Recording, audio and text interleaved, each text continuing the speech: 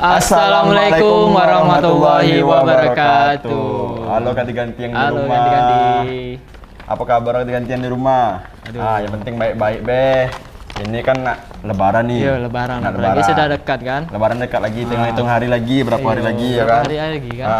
Halo. Nah, di sini ganti-ganti bersama saya Asep Tungkal, dan di sebelah saya ini ada kawan baru ganti-ganti. Nah, siapa lu namanya? Agung Tebing. Agung Tebing. Iya. Nah, Agung Tebing ganti-ganti.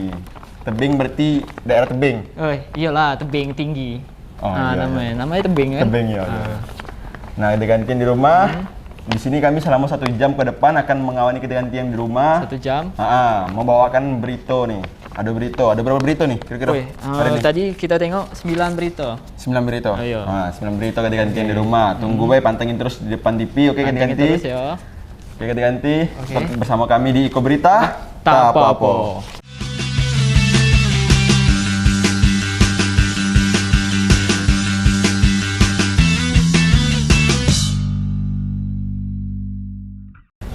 Oke, ganti-gantian di Oke. rumah. Di sini kami akan membacakan berita nih. Berita pertama siapa yang mau baca? Nih, Gung.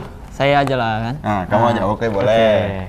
Kita pertama ini berita peristiwa dikira maling, dokter muda meninggal kecelakaan saat dikejar di Muara Jambi. Waduh. Apa tuh beritanya? Pemeriksaan kejadian naas dialami seorang dokter muda bernama Dwi Fatimayen.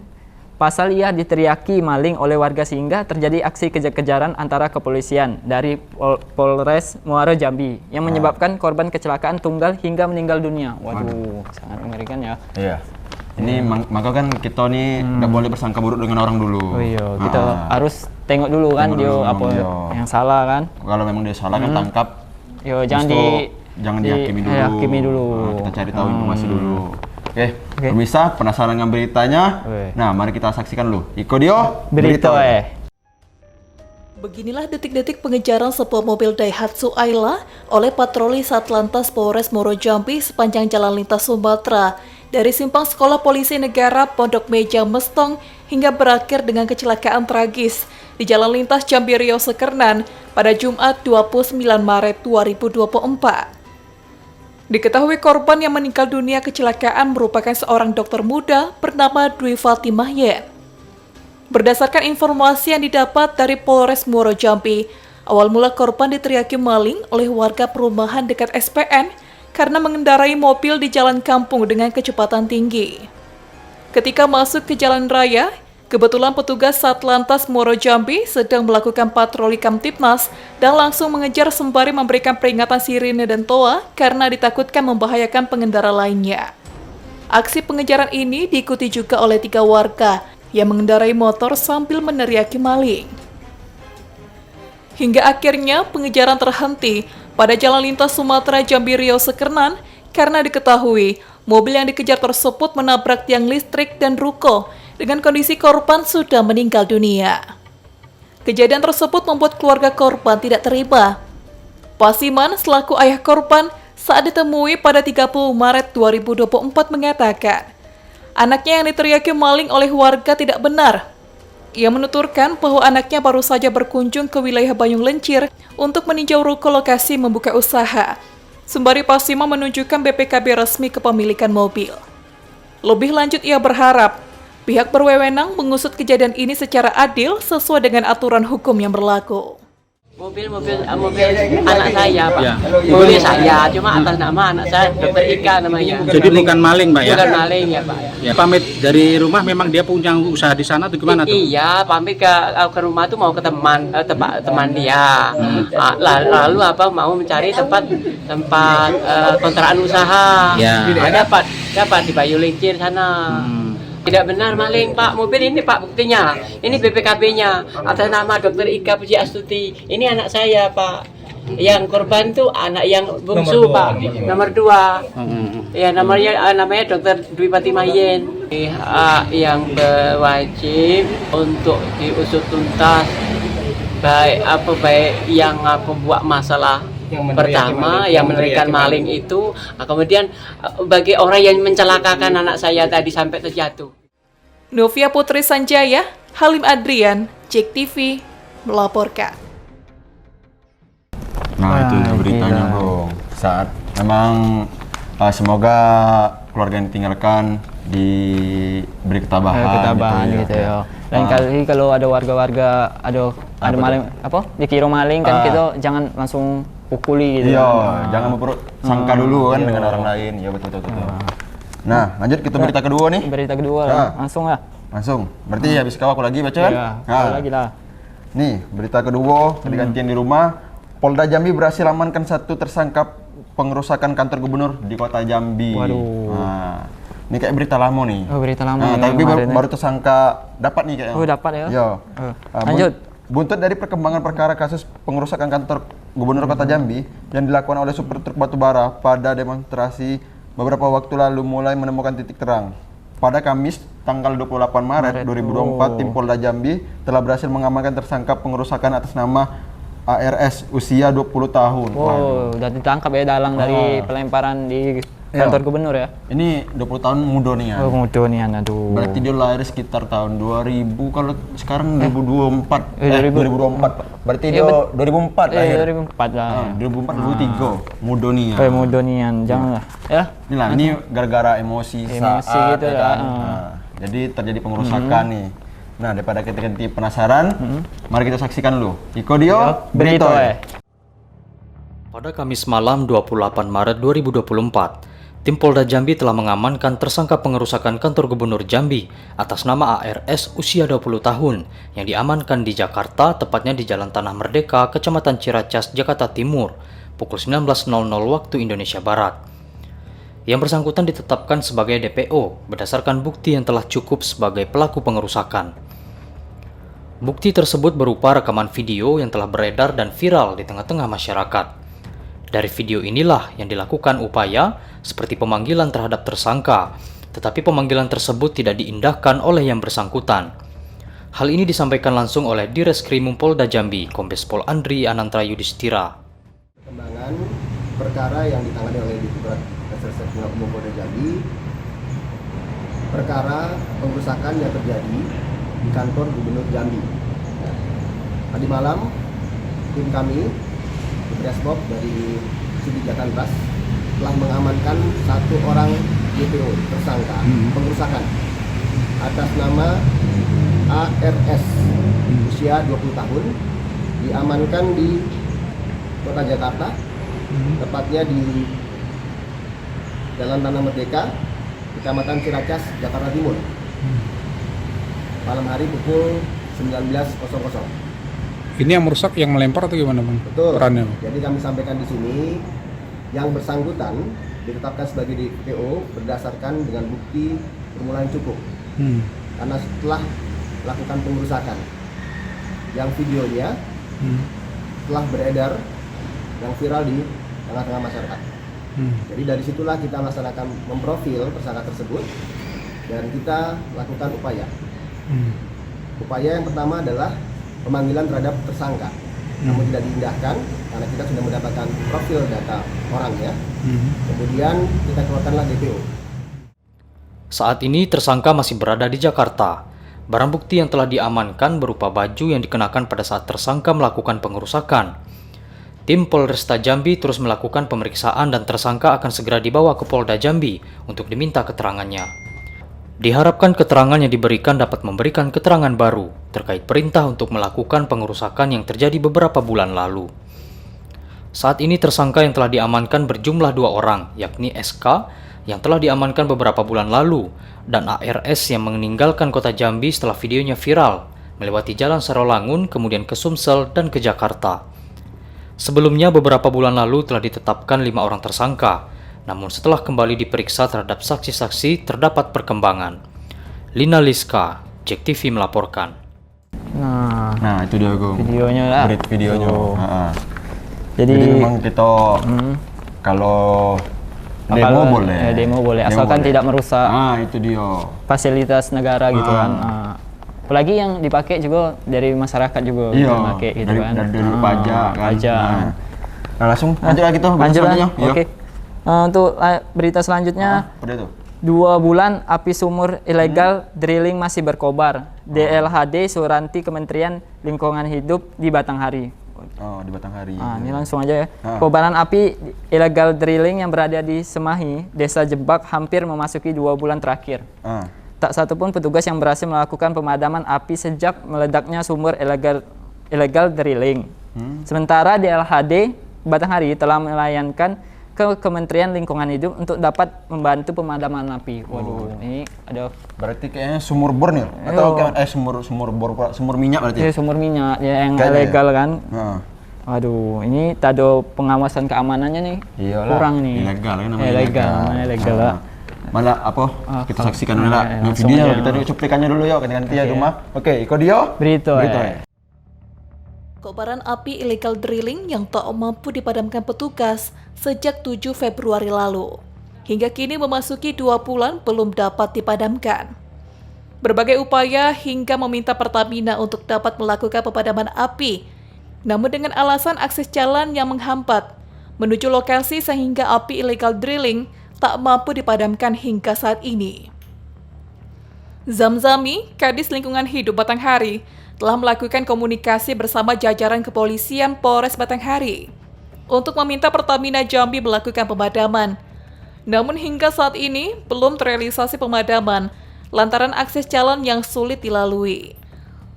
Selain itu, Dinas Lingkungan Hidup Batanghari telah 2 kali menyurati Kementerian Lingkungan Hidup Republik Indonesia untuk dapat merespon dan membantu melakukan proses pemadaman api akibat dampak dari illegal drilling di Senami Jebak, Kecamatan Muara Tembesi. Kemarin saya juga sudah menyurati lagi, surat yang kedua, minta tolong kepada Pertamina dan Iskamigas untuk melakukan pemadaman. Karena mereka lah yang punya ilmu untuk hal-hal seperti itu. Di minggu lalu saya juga sudah membuat surat lagi, saya temuskan juga ke SPKP, ke Menteri KLHK untuk minta bantuan ke Iskamigas untuk melakukan bantuan untuk pemadaman api tersebut. Ini mungkin ada masuk ke 3 bulan, tapi 2 bulan sekian. Itu apinya masih cukup berkobar. Lokasi sekitar itu tumbuh-tumbuhannya karet sawit dan tumbuhan alamnya ada pada mati. Radius di 50 sampai 20 meter itu radiusnya. Karena apinya cukup panas. Sementara di tengah kobaran api sumur illegal drilling yang masih berkobar dan belum dapat dipadamkan, aktivitas illegal drilling terus berjalan. Sepertinya kebakaran tersebut yang menelan korban jiwa tidak membuat mereka sadar dan berhenti aktivitasnya. Selamat Riyadi, JEK TV melaporkan. Itu ya videonya. Jadi memang kalau ilegal ini kan ada pengawasan. Ada pengawasan. Ada pengawasan dari apa punya kan. Jadi kita tidak tahu apa bahaya yang ada terdapat di apalagi di dekat tambang tuh kan ada pohon-pohon yang mudah terbakar gitu kan. Itu bahayanya kan. Nah, lanjut kita berita keempatnya ya. Langsung lah berita keempatnya. Berarti awal lagi baca kan? Awal lagi. Oke.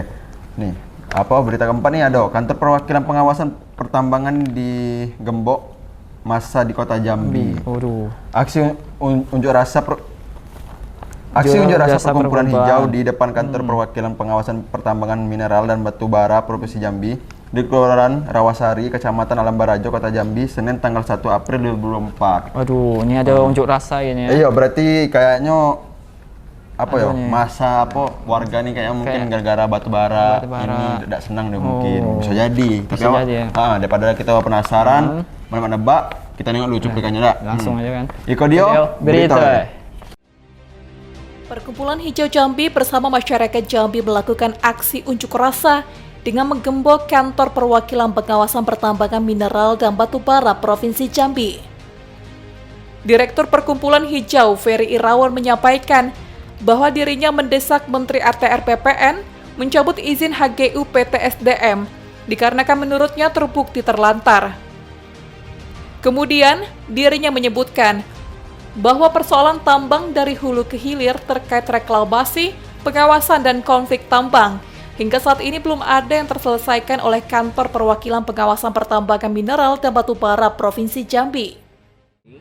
Yang bikin masalah itu adalah salah satu pengelolaan. Nah, ada di Jambi ini kita lupa bahwasanya kenapa kita hari ini menggembok kantor Inspektorat SDM perwakilan SDM ini. yang memasang spanduk karena memang selama ini lupa orang di sini bahwasanya ada kantor perwakilan pusat. Karena sedikit apapun yang kita kritik, apapun masa kritik ke gubernur itu orang pusat tanggung jawabnya. Jadi hari ini kita nyatakan kantornya lebih bagus dibubarkan saja di Jambi. Kenapa? Nggak ada fungsinya. Pertama ada persoalan-persoalan tambang dari hulu sampai hilir. Persoalan misalnya reklamasi, pengawasan segala macam tambang, konflik kematian di jalanan. Belum lagi misalnya yang sekarang yang kita soroti di daerah Batanghari, misalnya kelompok itu sindikasi kita, dugaan kita ada mafia tanah yang juga terang-terangan menggusur lahan anak dalam. Ditambahkan olehnya, dirinya meminta agar semua izin tambang batubara di Jambi segera dievaluasi. Sementara itu, pada saat awak media ingin melakukan konfirmasi kepada Kantor Perwakilan Pengawasan Pertambangan Mineral dan Batubara Provinsi Jambi, namun pihak petugas yang berada di kantor mengatakan bahwa tidak ada perwakilan pekerja yang berada di tempat. Sandi, JEK TV, melaporkan. Waduh, Mana tuh? udah bawa gitar baik dia nih. Tadi Habis pas break kan. habis break ya. Dan nampak pula. Kesempatan pula nyanyi. Oh, nyanyi. Oke. Berarti nak manggung di sini boleh tak? Oh, janganlah nanti Oh, ada jangan, gantinya sakit kuping pula. Oh, iya. Oke, ntar ganti aku taruh dulu gitar ya. Memanglah ganti nih. Oke, kita mulai lagi. Kembali lagi bersama kami di Iko Berita. Tak apa-apa. Nah, ganti-ganti. Kami nak lanjut lagi baca berita. Berita ke Tentang apa nih sekarang nih? beritanya tentang jalan lebaran ya. Jalan Lebaran. Apa tuh beritanya? Yang Siapa baca pertama, dulu? aku aja dulu kan. Hah? Awak. Awak. Ayo. Jangan pakai bahasa Indonesia. Orang Awak. Jambi gitu. Oh, Jambi. Orang Jambi. Gitu. Gitu. Gitu Kita tuh gitu. berdua. Oh, ya, lupa gitu. Sayo. Awak. Sayo. Orang Tembing mana? Orang Tembing. Ayo lagi. Nah, kita mulai baik ya. Apa tuh? Jelang mudik lebaran, harga tiket travel di Jambi naik di kota Jambi. Waduh. Nah, langsung aja ya. Mudik atau pulang kampung saat lebaran merupakan tradisi yang telah dilakukan umat Islam di Indonesia sejak dahulu. Mayoritas masyarakat biasanya menggunakan mobil travel maupun kendaraan roda 4 pribadi. Namun seperti yang diketahui, pada mudik lebaran 1445 Hijriah tahun ini harga tiket travel mengalami kenaikan. Waduh. Ini beritanya agak nggak mengenakan. Tapi ada sebenarnya ya karena mungkin naiknya dikit mungkin ya. Dikit. Nah, tidak terlalu banyak kali. Nah, penasaran banget. Penasaran ya? Yuk, Nah, kita saksikan kita dulu. Nah, Iko Dio, Berita. Mudik atau pulang kampung pada Hari Raya Idul Fitri 1445 Hijriah tahun ini telah mulai terasa nuansanya. Masyarakat Kota Jambi telah mulai mengemasi barang untuk kemudian dikirimkan ke kampung halaman. Biasanya masyarakat pulang kampung dengan menggunakan kendaraan roda 4, baik travel maupun kendaraan pribadi. Namun diketahui harga tiket travel pada tahun ini di Kota Jambi mengalami kenaikan. Seperti yang disampaikan oleh Hen, selaku staf salah satu perusahaan jasa perjalanan dari Kota Jambi ke Kerinci. Menurutnya, harga tiket mengalami kenaikan, yakni sebelumnya tiket dari Kerinci ke Jambi atau sebaliknya di harga Rp250.000. Kini berada di angka Rp300.000 atau mengalami kenaikan sebesar Rp50.000. Hen menambahkan, kenaikan harga ini berdasarkan peraturan pemerintah atau Dishub. Pihaknya juga telah mengecek perusahaan perjalanan atau travel lainnya, dan semuanya mengikuti harga kenaikan tersebut. Lanjutnya, untuk masyarakat yang ingin mudik, baiknya memesan jauh hari, karena jika mendadak ditakutkan akan kehabisan tiket. Kalau untuk persiapan, untuk sementara ini insya Allah sudah siap semua armadanya, karena sudah diperiksa semua. Mudah-mudahan nggak ada kendala lain. Untuk armada yang kita berangkatkan ini bagaimana Pak? Berapa armada? Kalau armada untuk saat ini masih standar, pagi 1, malamnya baru 2 atau 3. Paling peningkatannya dari tanggal 4. Tanggal 4 sampai tanggal 8. 8 Pak ya. Untuk jenis mobil yang kita berangkatkan Pak, itu kita cuma pakai satu jenis mobil, Toyota Hiace. Toyota Hiace Pak ya. Eksklusif tuh Pak ya? Iya. Kalau untuk sejauh ini masyarakat yang pulang ke daerah tuh Pak, sudah berapa banyak perkiraannya Pak? Bagaimana antusiasnya? Kalau antusiasnya kemungkinan karena mungkin kerja di kantornya belum ini ya, belum pada libur. Makanya saya bilang peningkatannya baru kelihatan dari tanggal 4. Dari tanggal Ya, dari tanggal 4 sampai tanggal 8. 4 April besok? Iya, Oh, kalau besok. untuk sekarang ini masih standar sih. Masih standar Pak ya? Pak, harga tiket kita sekarang berapa? Kalau harga tiket normalnya kita 250, cuman untuk Tuslah ini, istilahnya untuk angkutan lebaran nanti kita ada kenaikan 50.000. Kenaikan 300. Halim Adrian, JEK TV melaporkan. Itu videonya. Nah, berarti Oh. memang apa ya? Untuk orang apa kan ganti di rumah yang mau pergi, Iya, mau pergi-pergi kan. naik travel itu Travel, kan, ini lagi betul. mengalami kenaikan. Ya, apalagi kan dekat Lebaran, mungkin orang nak dapat pendapatan Iya. agak naik lah ganti-ganti kan. Iya, bisa jadi. Bisa jadi Nah, kan. Ah. Juga kan orang nak apa namanya untuk duit THR kan. THR gitu kan. Mungkin. Jadi kita Mungkin. tidak Nggak tahu lah, juga. kan, jangan duduk-duduk kan. Ya. Nah, kita lanjut lagi berita Langsung selanjutnya aja ya. beritanya. Oke. Di sini pedagang pasar Los Jambi keluhkan sepinya pembeli di kota Jambi. Waduh. Nah, sejumlah pedagang di pasar Los kota Jambi mengeluh sepinya pembeli tahun sebelumnya 2 minggu jelang Lebaran Idul Fitri. Pasar ini didapati oleh pengunjung yang ingin membeli kebutuhan untuk Lebaran, baik baju hingga kue Lebaran. Namun tahun ini terlihat sepi. Waduh, apalagi mungkin orang kan itu di kanti-kanti luar sana mungkin agak mager kalau Iya. ke toko-tokonya kan. Kebanyakan orang-orang online gitu kan. Aduh. Biasa kan apa kalau kita nengok dari tahun-tahun sebelumnya, Iya. nah sebelum Covid itu kan, apalagi di pasar Los ini selalu ramai terus. Selalu rame ya. Nah, orang berdesak-desakan. Sekarang nih Aduh, Lebaran tahun ini agak sepi. Iya, mungkin gara-gara teknologinya. Bisa jadi Bisa teknologi jadi, kan. aduh. Nah, Aduh. bisa jadi juga udah tahu juga kita kan Iya, apa udah kan. tahu kan. Nah, oke, langsung aja kita nengok beritanya. Iko dia. Berita.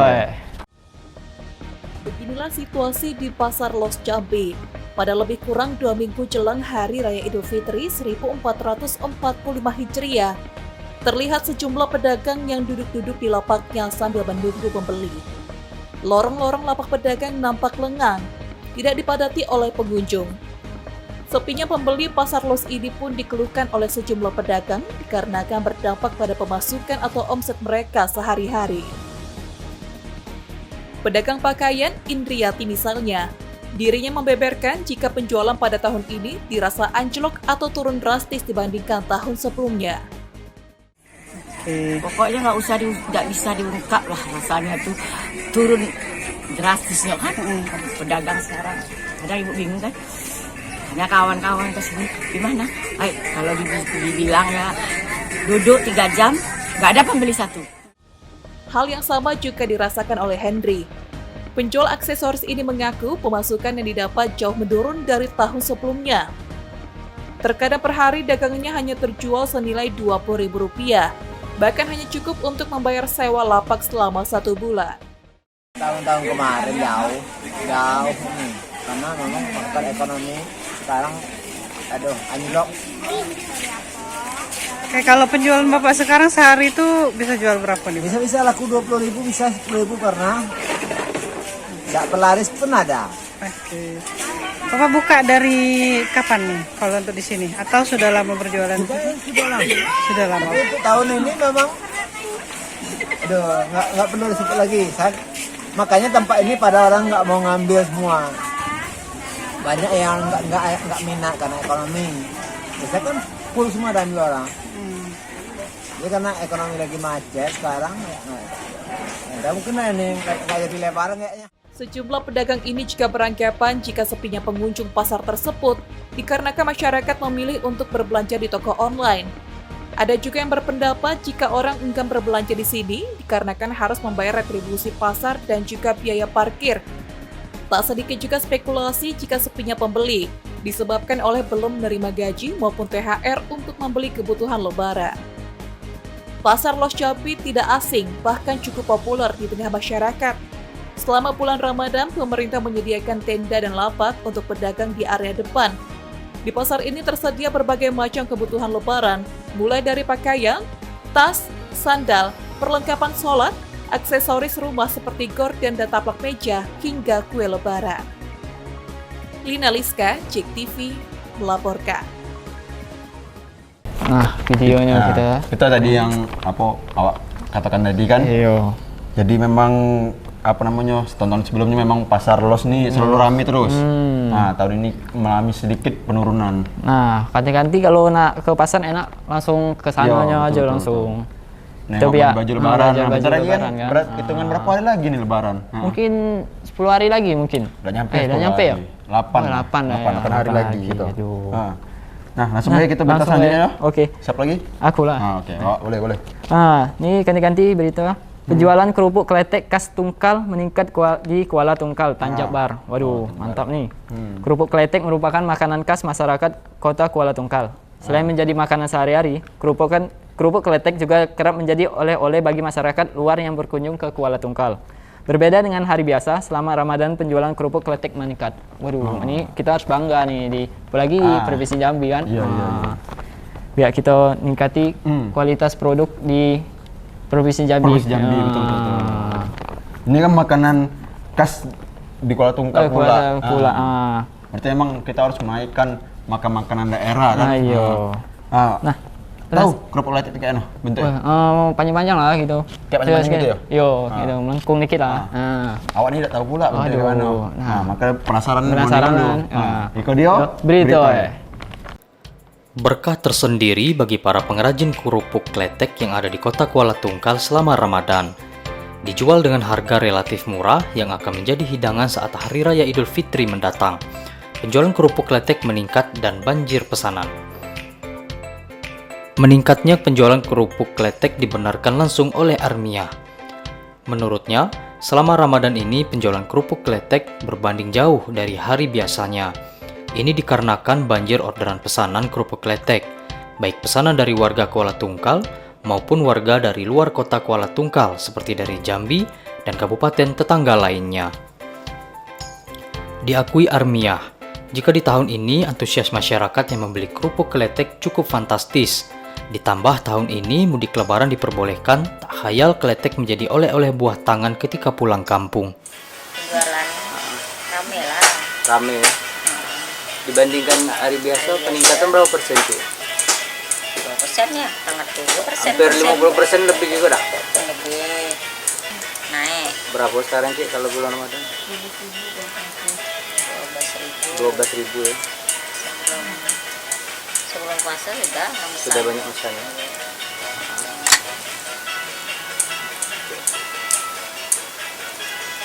Sekarang sudah pesannya hampir berapa ribu kalau bulan Ramadan ya? 3.000-an lah. 3.000-an ya berarti sudah pesannya. Rata-rata nih banyak juga untuk orang dari Jambi juga lah ya. Iya, Jambi.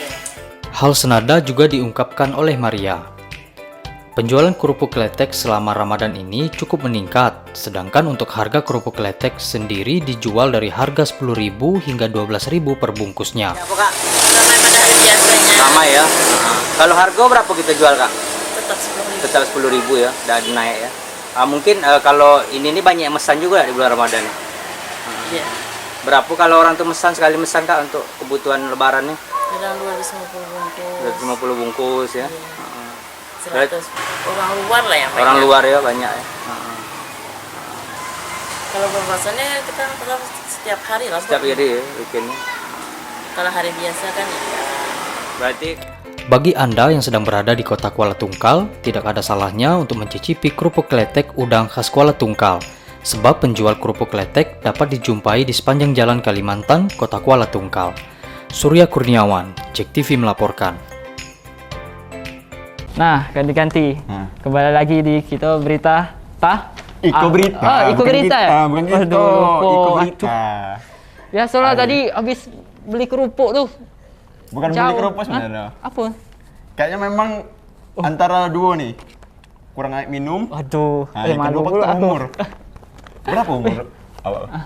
45. Oh nian 45. Canda. Tapi memang tampangnya mirip-mirip umur 60-an. Malah tambah.